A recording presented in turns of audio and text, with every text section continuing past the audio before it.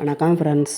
காலையில் எந்திரிச்சதும் எப்போயுமே பல் விளக்குனதும் குளிக்கிற வேலை தான். அதெல்லாம் முடிச்சாச்சு. முடிச்சுட்டு சாமி கும்பிட்டு விளக்கேற்றி நல்லா சாமியெல்லாம் கும்பிட்டு முடிச்சுட்டு அப்புறமா அடுப்புக்கிட்ட போகலான்ட்டு தான் வேலையெல்லாம் முடிச்சாச்சு. இப்போ காலையில் சப்பாத்திக்கு ரெடி பண்ணுறதுக்கு கொஞ்சமாக மாவு எடுத்து வச்சுருக்கேன். அதை மாவு பிசைஞ்சு வச்சுட்டு இன்றைக்கி அதுக்கு சப்பாத்திக்கு எடுக்கிறதுக்கு தொட்டுக்கிறதுக்கு இன்றைக்கி நான் சவுச்சவுக்காய் பாசிப்பருப்பு அப்படி வைக்க போகிறேன். அந்த மாதிரி வைக்க போகிறேன். இது நல்லாயிருக்கும், சப்பாத்திக்கும் நல்லாயிருக்கும். மீதமே நமக்கு கொஞ்சம் மீதம் இருந்தாலும் அதை மதியத்துக்கு அதோட கொஞ்சமாக ரசம் வச்சு ஒரு எதாவது வச்சு சாப்பிட்டுக்கலான்னு இன்றைக்கி சப்பாத்திக்கு இந்த மாதிரி ரெடி பண்ணியிருக்கேன். பாசிப்பருப்பு காய் போட்டு நல்லா வச்சாச்சு. சப்பாத்திக்குங்கும்போது தான் கொஞ்சமாக நெல்லுன்னு வைக்கிறாப்புல இருக்கும். கூட்டுனா கொஞ்சம் கட்டியாக வச்சுக்கிடலாம். முடிஞ்சிருச்சு. இப்போ ஃப்ரிட்ஜு துடைக்கிறதுக்கு ஃபுல்லாக எடுத்து வெளியில் வச்சாச்சு.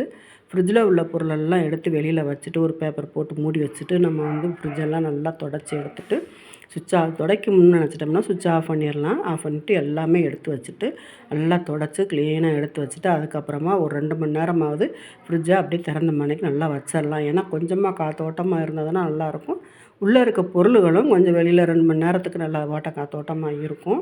நல்லா தொடச்சி எடுத்து ஃபுல்லாகவே வச்சாச்சு. மாதத்துக்கு ஒரு ட்ரிப்பாவது ஃப்ரிட்ஜை இந்த மாதிரி தொடச்சி க்ளீன் பண்ணி சுத்தமாக எடுத்துக்கிறது நல்லது.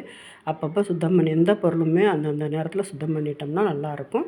இப்போ எல்லாமே தொடச்சி எடுத்தாச்சு. இப்போ ஸ்டவ் டெய்லி சமையல் வச்ச உடனே நம்ம எப்படியாவது துணி வச்சு தொடச்சிருவோம். இருந்தாலுமே 2 நாளைக்கு ஒருக்க 3 நாளைக்கு ஒருக்க நல்லா சோப்பு போட்டு கழுவுனோம்னா அதுவும் ரொம்ப நல்லாயிருக்கும், பளிச்சுன்னு இருக்கும். சோப் போட்டு கழுவிட்டோம்னா புது ஸ்டவ் மாதிரியே நல்ல பராமரிப்புக்கு தக்கன அந்த மாதிரிக்கு பொருளும் நல்லாயிருக்கும். அதனால் கழுவியாச்சு. இப்போ மிக்சியை எடுத்து கழுவு எடுத்து வச்சுருக்கேன். இதெல்லாம் நான் மிக்சி வாங்கி பல வருஷம் ஆயிடுச்சு. ஆனால் எந்த மாதிரி நம்ம சுத்தம் பண்ணி எடுத்து வைக்கிறோமோ அதுக்கு தக்கன அது புதுசாகவே அப்படியே இருக்கும். இப்போ நான் ப்ரஷ்ஷில் கொஞ்சமாக பேஸ்ட் வச்சு அதோட கொஞ்சம் சோப்பு வச்சு அப்படியே நல்லா தேய்ச்சி வச்சு கழுவியாச்சு. கழுவிட்டு நல்லா வெள்ளை துணி வச்சு இல்லைன்னா வேறு துணி வச்சு காஞ்ச துணி வச்சு நல்லா தொடச்சி எடுத்துடலாம். இந்த மாதிரி உள்ளேயெல்லாம் ஒரு மாதிரியே டஸ்ட்டாக இருக்கும். தொடச்சி எடுத்துட்டோம்னா சுத்தமாக இருக்கும். அப்படியே பொருளும் நம்ம எவ்வளோ வருஷம் ஆனாலும் நம்ம சுத்தம் பண்ண அப்படியே புதுசு மாதிரியே இருக்கும். மிக்ஸி அந்த மாதிரி தான். இது ரொம்ப வருஷம் ஆச்சு. கலரும் மங்காமல் அப்படியே வெள்ளையாகவே எல்லாம் நம்ம எவ்வளோக்கு எவ்வளோ சுத்தம் பண்ணி வைக்கிறோமோ அந்த மாதிரி நல்லாயிருக்கும். இப்போ தொடச்சி எடுத்தாச்சு. எடுத்துட்டு பின்னாடி நல்லா கவுத்து வச்சுட்டு அது அடியிலையும் எப்படியாவது அரைக்கிறப்போ கொஞ்சம் கொஞ்சம் தண்ணி போயிருக்கும். அது ஒரு மாதிரியாக இருக்கும். இதையும் நல்லா ஒரு நல்ல துணி வச்சு நல்லா தொடச்சி எடுத்துடலாம். எடுத்து க்ளீன் பண்ணிவிட்டு கொஞ்சம் நேரம் வெயிலில் வச்சிட்டோம்னா உள்ளே இருக்க தண்ணி எதுவும் இருந்தாலும் நல்லா இந்த வெயிலுக்கும் அதுக்கும் க்ளீன் ஆகிரும். நம்ம அப்புறம் மிக்ஸி யூஸ் பண்ணுறதுக்கு கொஞ்சம் பயம் இல்லாமல் யூஸ் பண்ணிக்கலாம்.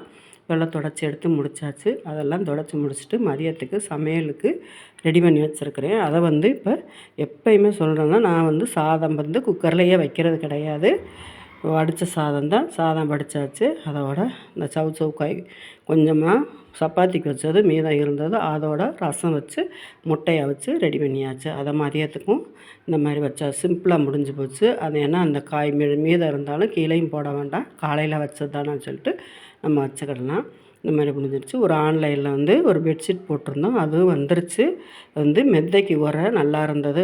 வந்ததும் எடுத்து பார்த்தேன், துணியும் நல்லா சூப்பராக இருந்தது. எடுத்து அதை எடுத்துருன்னு சொல்லிட்டு எடுத்தாச்சு. அதோட துணியோட ஒரு 2 தலகாணி உரையும் இருந்தது.